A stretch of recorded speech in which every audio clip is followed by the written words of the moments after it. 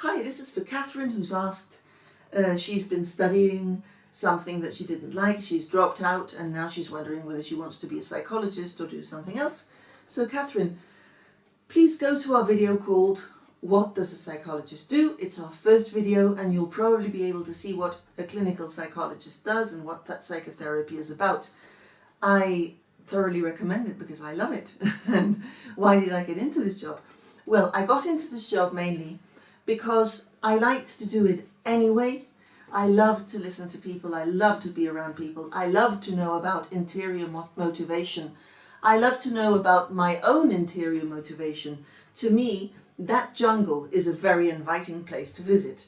Other people will find it tiresome, or they will find it too close. I love it, I just enjoy myself.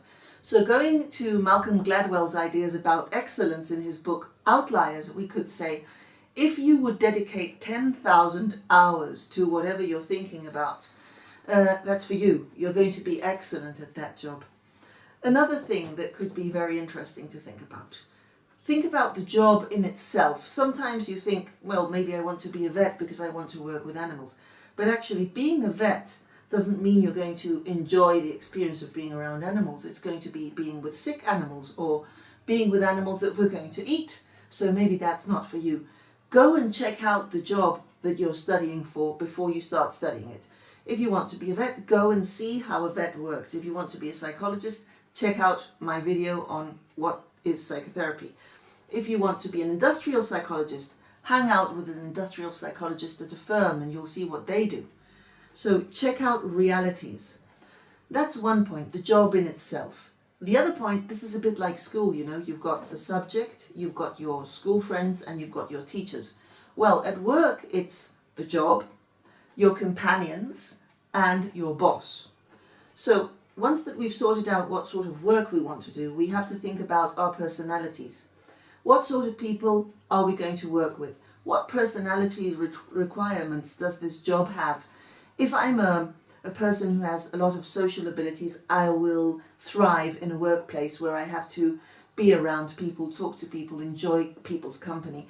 And I will be very upset if I have to work alone in a laboratory and with no company whatsoever and no contrast. However, if I'm an isolated person, it's the lab for me, or something else where I'm on my own. And that will be a tremendous plus for your working life experience. Look at your personality and see what you would do that you would feel comfortable with regarding people, regarding hours, regarding lifestyle in general.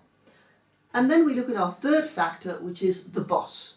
Some people are made for working with a boss and some people are made for working independently. Try and look at a situation where you would feel comfortable.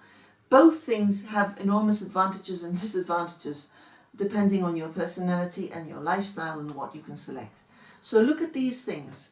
Look at these things and then investigate a bit your talent. Perhaps your talent has not been discovered yet. Perhaps nobody has discovered that you can sing really well or that you can draw really well. Don't rely too much on school, because school qualifications are not usually real life qualifications.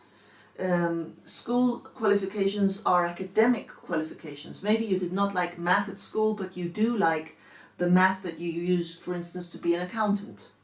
So have a look at different professions and have a good, realistic look at your talents without just disregarding a number of things that they just said one day that you weren't good at. You may rediscover yourself.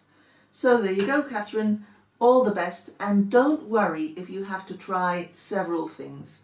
You can always get into one job and then switch. You can study for one thing and then find yourself working in another. And even if you are already working in something and you want to change, maybe you can experiment during the summer holidays or the Easter holidays, or you can take a few courses after work or before work and start expanding your working possibilities. Best of luck.